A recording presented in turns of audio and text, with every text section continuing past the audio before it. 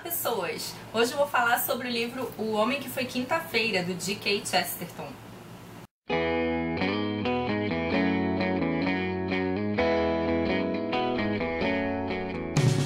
Bom, o G.K. Chesterton era inglês e ele foi muitas coisas. Ele, além de escritor de prosa, que é o caso desse livro, ele foi poeta, ele era principalmente jornalista, mas também foi historiador, foi ensaísta, tem vários ensaios famosos sobre literatura, sobre outros escritores, foi biógrafo. E ele também é considerado filósofo e teólogo, porque ele tem livros que discutem essas questões de religião, de fé. Um dos livros mais famosos dele é a Ortodoxia, que foi publicado em 1908, mesmo ano do Homem que Foi Quinta-feira.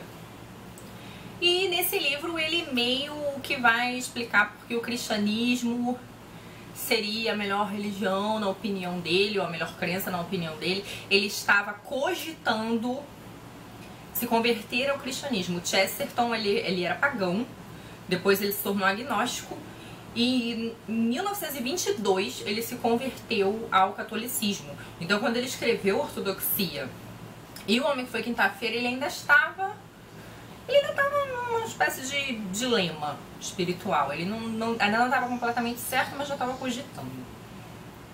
Tem algumas coisas curiosas sobre o Chesterton, que é uma delas, a mais divertida, é que ele tinha uns debates, umas contendas intelectuais com dois escritores que eram muito amigos dele. Um é o dramaturgo Bernard Shaw e o outro é o romancista H.G. Wells. E embora eles fossem muito amigos, muito próximos, o Chesterton discordava completamente das ideias deles. E isso virou até um divertimento na Inglaterra, os textos que um escrevia discordando do outro. Inclusive o Chesterton escreveu um livro inteiro para discordar do Wells. O Wells publicou um livro, que agora não vou me lembrar o título, mas aí depois o Chesterton foi lá escrever um livro só para rebater. Enfim. E o Chesterton também era conhecido como o rei dos paradoxos, né? Essa é uma ideia que ele... Essa é uma ideia não. Essa é uma figura, né, que ele desenvolvia muito nos seus textos. E sobre o que vai falar O Homem que Foi Quinta-feira, um Pesadelo? Esse romance é um romance doido. Ele começa com dois poetas conversando, o Gregory e o Gabriel Syme.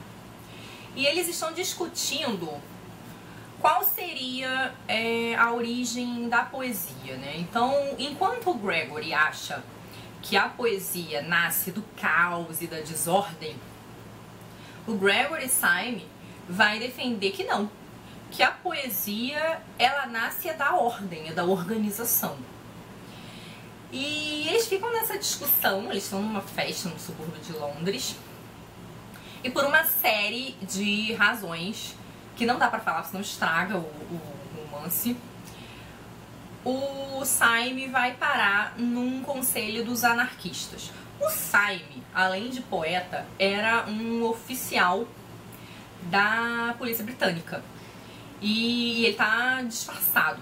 Então ele consegue entrar nessa reunião dos anarquistas e por uma razão, que eu não posso falar qual é, ele acaba ocupando o lugar de um deles. É um conselho de 7 pessoas que se identificam com os dias da semana, e é por isso que ele é o Homem que Foi Quinta-feira. E nessa reunião ele descobre que esses anarquistas estão planejando um atentado em Londres, e ele fica dividido, porque ao mesmo tempo que ele quer impedir esse atentado, ele não pode, porque ele fez um juramento para uma pessoa que tem a ver com esses anarquistas, enfim.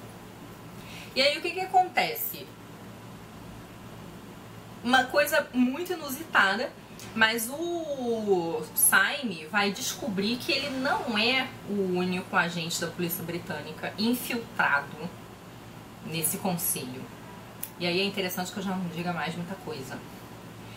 E aí, gente, o romance é doido.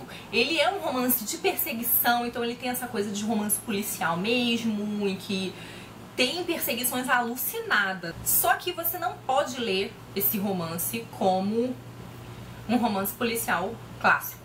Não faça isso definitivamente, porque senão você vai se decepcionar no final. O final desse romance é muito ambíguo. Ele tem uma mudança de tom aí no tratamento do gênero. Então assim, não fique esperando aquele romance que no final vai se desvendar o enigma. Não, ele não vai ter final, tipo os textos do Poe ou os textos do Sherlock. Não compre o livro assim, tá? Como um enigma que vai se desvendar no final, porque você pode ficar bem frustrado. Ao mesmo tempo, o romance é um romance fantástico, porque acontece muita coisa louca. O fato de o subtítulo dele ser um pesadelo não é por acaso. Então acontece realmente muita coisa bizarra. Esse romance me lembrou muito os textos do Kafka. Ele é bem kafkiano nesse sentido. Aliás, eu lendo esse romance, eu lembrei de muita gente. Me lembrei do Borges, me lembrei do Kafka, me lembrei até do Irmãos Karamazov, do Dostoiévski. E então ele tem essa série de elementos loucos e surreais. E a semelhança de um sonho ou de um pesadelo, a narrativa toda muda. Você começa lendo o livro de uma maneira muito lenta. É uma narrativa meio difícil. E a escrita do Chesterton é uma escrita... Ela é requintada, mas ela também é melindrosa. Ela não é uma escrita seca, definitivamente não é. Ele é um escritor que gosta de recursos e de artifícios. Mas o romance, a narrativa, a semelhança de um sonho, conforme o sonho vai chegando perto do final, ele vai ficando cada vez mais absurdo, cada vez mais fragmentado e mais absurdo. Eu posso falar porque eu sonho com frequência, eu lembro dos meus sonhos com uma certa frequência, né? Não acontece com todo mundo. O romance também é assim, você começa lendo ele muito lentamente, você termina lendo ele muito rápido, e ele vai ficando cada vez mais fragmentado, cada vez mais absurdo. Só que esse romance, ele também tem uma série de discussões paralelas, acessórias, secundárias. Ele vai ter questões de filosofia porque as pessoas, os personagens, eles não são exatamente quem eles parecem ser. Essa é uma grande questão no romance. E isso vai acontecendo com cada vez mais personagens conforme eles vão aparecendo. Então, assim, ninguém é exatamente aquela pessoa que parecia. E as pessoas têm dois lados. Ele também trabalha com essa ideia de dualidade, de duplicidade. O romance também, ele tem uma fala aqui que eu achei muito interessante. Eu achei isso levemente platônico, que é que ele vai dizer que a gente não apreende a realidade. A gente vê... Tudo que a gente vê de costas. Então, assim, se a gente vê uma nuvem, a gente vê a nuvem de costas. Se a gente vê uma árvore, a gente vê uma árvore de costas. Então eu fiquei pensando no mito da caverna, fiquei pensando em Platão com essa passagem. E vai ter a ver, sim, porque depois... Enfim, gente, não posso falar. Posso entregar? É difícil. Mas enfim, e principalmente ele vai ter questões religiosas aqui. É um livro apologético. Mas, o que acontece com esse romance? Ele é um romance majoritariamente, na sua maior parte, um romance policial e fantástico, com uma discussão filosófico-religiosa secundária. Eu tive um problema com esse romance, que foi exatamente no final dele, na hora de resolver os problemas, ele fica notadamente apologético. A coisa se inverte.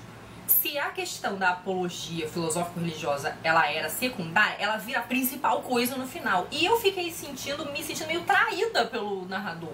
É como se ele tivesse quebrado o pacto comigo, assim, da leitura, né? Eu comprei a proposta do livro, e quando chegou no final, o livro parecia uma parábola. E assim, o meu problema com ele não é nem a questão dele tratar de assuntos religiosos, porque eu gosto de muitos romances que tem muito proselitismo, que são notadamente cristãos ou que são notadamente católicos. Tem um monte de romances aí famosos, do Tolkien, do C.S. Lewis, do próprio Dostoiévski, que era um autor super católico. E não é essa a questão, mas é a questão do tratamento narrativo mesmo. Eu tive um problema com a questão narrativa, com essa guinada do texto, eu me senti meio traída, assim. Eu queria que ele tivesse resolvido isso mantendo, talvez, a coerência formal, assim, vamos dizer. Mas é um romance que te faz pensar em muitas coisas, só que ele não é fácil. É um romance que não se resolve de maneira definitiva. As questões que ele põe no final são muito ambíguas, vão te obrigar a reler, ou você vai ficar com muita raiva do livro, vai falar, ah, sou louco, do que esse cara tá falando, ou você vai se sentir obrigado a reler, meu Deus, o que ele tá falando aqui. Eu fiquei tendo uma conversa com meu namorado depois de quase 3 horas, depois que eu li esse livro. E eu acabei também fazendo um post enorme no blog depois, porque que nem é uma resenha do livro, mas que se desenrolou por causa das coisas que eu fiquei pensando. E, enfim, esse romance tem um personagem muito enigmático, que é o Domingo. O Domingo é o chefe desse conselho de anarquistas. E, gente, os anarquistas aqui são uma alegoria, eles são uma alegoria para as pessoas da negação total, eles não são só uma alegoria para anarquistas de maneira geral, política, sei lá. Mas para as pessoas que desistiram de tudo, os nihilistas completos, né, que é a crítica aqui. Eu nem sei se é crítica, porque eu acho que o Chesterton mesmo estava muito dividido ainda. Mas é com essa ideia da perda total da crença, né, do nihilismo. E a gente fica, meu Deus, que representa esse Domingo, né? Então, o que ele é? E assim, eu poderia enumerar algumas respostas aqui, mas eu acho que eu estragaria a experiência de leitura para quem tentar ler. Então assim, gente, embora eu tenha tido esse problema com a narrativa, com o final da narrativa, esse é um livro muito louco, que eu adorei ler por tudo que ele me fez pensar. Então eu acho que eu recomendo ele ainda assim. Eu dou 4 estrelas pra ele. Eu dei 3, depois eu dei 4, eu fiquei assim, num dilema também. Mas eu gostei muito, apesar dessa questão aí final, que foi mais narrativa do que temática. Se alguém leu, comenta aí embaixo, diz o que você achou, até porque esse é um livro que dá pano pra manga, tá bom? É isso, e boas leituras, até o próximo vídeo. Tchau!